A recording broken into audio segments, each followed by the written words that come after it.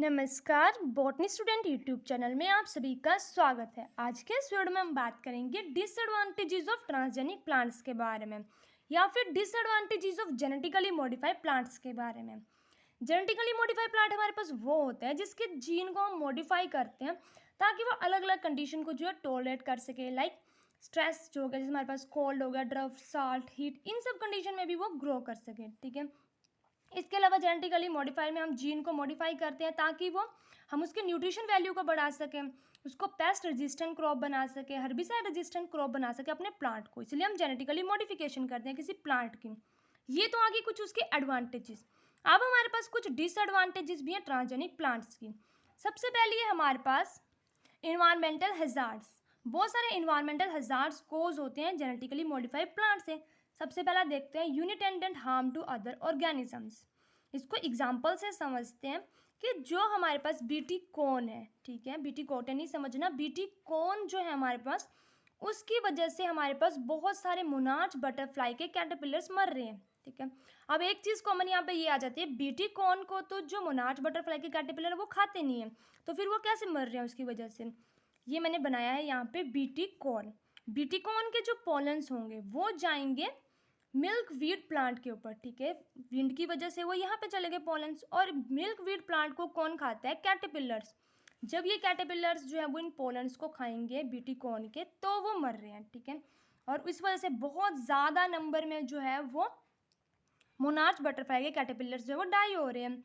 और अगर हमारे पास कोई भी स्पीसीज़ हमारे नेचर की, ठीक है, हमारे इन्वायरमेंट का जो इकोसिस्टम है उसमें कोई भी स्पीसीज़ अगर उसके कैटरपिलर ही नहीं बचेंगे बटरफ्लाई के, तो बटरफ्लाई कहाँ से आएगी? इस वजह से क्या हो जाता है, अनबैलेंस हो जाता है इकोसिस्टम, फूड चेन और फूड वैन टोटली जो है वो डिस्टर्ब हो जाते हैं। पहला आ गया हमारे पास कि उसकी वजह से जो है वो हमारे पास कैटरपिलर की डेथ हो रही है। सेकेंड आ जाता है रिड्यूस इफेक्टिवनेस ऑफ पेस्टिसाइड्स।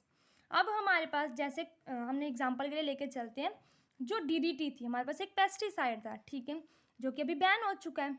उस पेस्टिसाइड से हम जो है बहुत सारे पेस्ट वगैरह को मारते थे, लेकिन मॉस्किटो ऐसा देखने में मिला कि पॉपुलेशन ऑफ मॉस्किटो ने क्या कर लिया, रेजिस्टेंस हो गए वो डीडीटी के, उनको डीडीटी का उनके ऊपर कोई भी इफेक्ट नहीं पड़ा।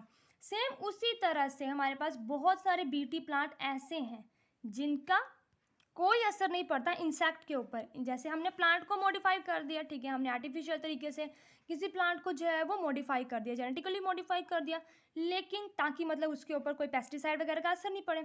लेकिन जो इंसेक्ट्स हैं वो खुद व खुद जो हैं वो उनमें रेजिस्टेंस आ जा रही है इन पेस्टिसाइड्स की। वो इतने ज़्यादा अडेप्टेड हो चुके हैं कि इनके ऊपर किसी भी तरह के पेस्टिसाइड का कोई असर नहीं हो रहा है। ठीक है, तो ये हमारे पास सेकंड है, रिड्यूस इफेक्टिवनेस ऑफ पेस्टिसाइड्स, कि इंसेक्ट ने भी मॉडिफिकेशन कर ली है कि तुम जितने मर्जी पेस्टिसाइड या बीटी प्लांट्स बना लो, उनके ऊपर कोई असर नहीं पड़ेगा और वो क्रॉप्स को डिस्ट्रॉय करते जाएंगे। ठीक है, सेकंड आ जाता है gene transfer to non target species. ये भी काफ़ी इंपॉर्टेंट है। हमने किसी प्लांट को जो है वो मॉडिफाइड किया, ठीक है, उसके ऊपर हमने उसमें कोई हमने जीन डाला है, लेकिन क्या होता है जब हमारे पास क्रॉस बीड होती है, ठीक है, हर्बिसाइड टॉलरेंस कोई प्लांट है, उसकी जो है वो क्रॉस बीड हो रही है किसी बीड्स के साथ। बीड्स कौन से होते हैं? अनवांटेड जो ग्रास हमारे फील्ड में या खेतों में ग्रो हो जाते हैं उसको वीड्स बोलते हैं। कोई हमने मॉडिफाइड किया है खुद से प्लांट, उसका जब क्रॉस ब्रीड हो रहा है किसी बीड्स के साथ, तो वो बीड भी हमारे पास क्या हो जा रहा है, मॉडिफाइड हो जा रहा है। हमने उसको नहीं मॉडिफाइड किया, लेकिन वो नेचुरल तरीके से जो है मॉडिफाइड हो गया, उसके ऊपर किसी भी तरह के हर्बिसाइड का कोई असर नहीं पड़ेगा। ठीक है, हर्बिसाइड क्या होते हैं? हर्ब्स को मारने के लिए जो हम स्प्रे वगैरह या करते हैं, हर्बिसाइड हो जाते हैं। अब हम किसी घास को ख़त्म करने के लिए कोई स्प्रे कर रहे हैं, उसके ऊपर उसका असर नहीं होगा तो वो सब बेकार हो जाएगा। ठीक है, तो जीन जो है वो ट्रांसफर हो जा रहे हैं नॉन टारगेट स्पीसीज पे। हमने जिस प्लांट के में हर्बिसाइड बनाया था कि उसके ऊपर हर्बिसाइड का असर नहीं हो, उससे वो किसी वीड में चला गया है। ठीक है, तो ये भी काफ़ी ज़्यादा इसकी एक डिसएडवांटेजेस आ जाती है। ठीक है, ये आ गया इन्वायरमेंट के ऊपर। अब बात करते हैं ह्यूमन हेल्थ के ऊपर। ठीक है, मुझे लगता है शायद आपको समझ आ गया हो ह्यूमन हेल्थ के ऊपर कैसे इसका इम्पैक्ट पड़ता है। तो एलर्जीज, जब हम किसी जेनेटिकली मॉडिफाइड प्लांट को जो एज ए फूड खाते हैं, ठीक है, तो उससे क्या हो जाता है, बहुत सारे टॉक्सिसिटी हमारे जो एलिमेंट्री कैनाल है उसमें प्रोड्यूस हो जाती है, बहुत सारे एलर्जीज हो जाती हैं अलग अलग तरह की बॉडी में। क्यों?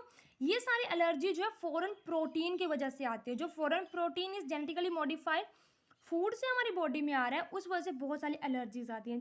एग्जाम्पल के लिए अगर हम पुरानी बात करें जो पहले वाला टाइम था उसमें बहुत कम बीमारियाँ होती थी, ठीक है, और लोग बड़ी जल्दी ठीक हो जाते थे। लेकिन अब ऐसी ऐसी नई नई नई बीमारियाँ चल रही हैं, वो किस वजह से आ रही हैं? जो इंसान है वो ज़्यादा पैसा कमाने के चक्कर में जेनेटिकली मॉडिफाई क्रॉप ला रहे हैं, ताकि वो हमें ज़्यादा मेहनत ना करनी पड़े। पहले जो किसान होते थे वो खेतों में खुद से जो वीड्स होते हैं, घास वगैरह होता है, अपनी फसल से उसको रिमूव करते थे नेचुरल तरीके से। लेकिन सब आर्टिफिशियल होता जा रहा है, ठीक है। हम जो है ज़्यादा टेक्नोलॉजी के ऊपर डिपेंड हो रहे हैं।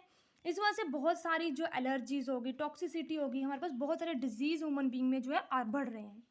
सेकेंड इसमें हमारे पास आ जाता है effect on bacterial of elementary कनाल। जो हमारे एलिमेंट्री कनाल में बैक्टीरिया है उसके ऊपर इन जेनेटिकली मॉडिफाइड फूड का बहुत असर पड़ता है, क्योंकि ये जो बैक्टीरिया होते हैं हमारे पास ये नेचुरल होते हैं। लेकिन जब हम किसी बीटी क्या होते हैं, हमारे पास सॉइल बैक्टीरियम होता है, उससे मॉडिफाइड किसी क्रॉप को हम खाते हैं, तो ये जो हमारे पास नेचुरल बैक्टीरिया हमारे एलिमेंट्री कनाल का, उसको काफ़ी ज़्यादा डिफिकल्ट हो जाता है मैनेज करना।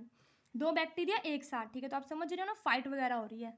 तो ये आ गई उसकी दूसरी ह्यूमन हेल्थ के ऊपर डिसएडवांटेजेस, ठीक है। थर्ड आ जाता है इकोनॉमिक कंसर्न। जो जेनेटिकली मॉडिफाइड प्लांट है या ट्रांसजेनिक प्लांट है, उनका इकोनॉमिक कंसर्न क्या है? अब जो जेनेटिकली मॉडिफाइड प्लांट है वो हर कोई तो उसमें जीन मॉडिफाई कर नहीं सकता। ये हमारे पास स्पेशल जो होते हैं वो एग्रो बायोटेक कंपनीज में होते हैं, ठीक है। हेल्दी कॉस्टली प्रोसेस हो जाती है बहुत ज़्यादा हमारे पास। ये हर कोई जेनेटिकली मॉडिफाइड क्रॉप को ले नहीं सकता, और इनके जो रेट होंगे, जो इनके सीड होंगे जेनेटिकली मॉडिफाइड क्रॉप के, वो बहुत ज़्यादा होंगे, ठीक है।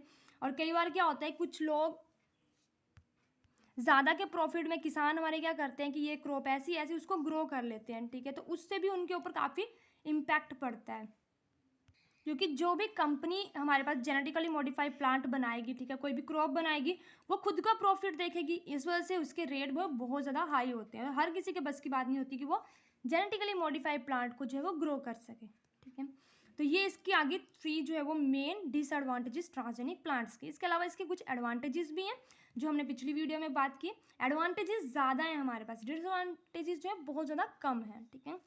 तो ये हमारी आज की वीडियो थी। अगर आपको मेरी वीडियो अच्छी लगी तो प्लीज़ मेरी वीडियो को लाइक करें, चैनल को सब्सक्राइब करें। Thank you.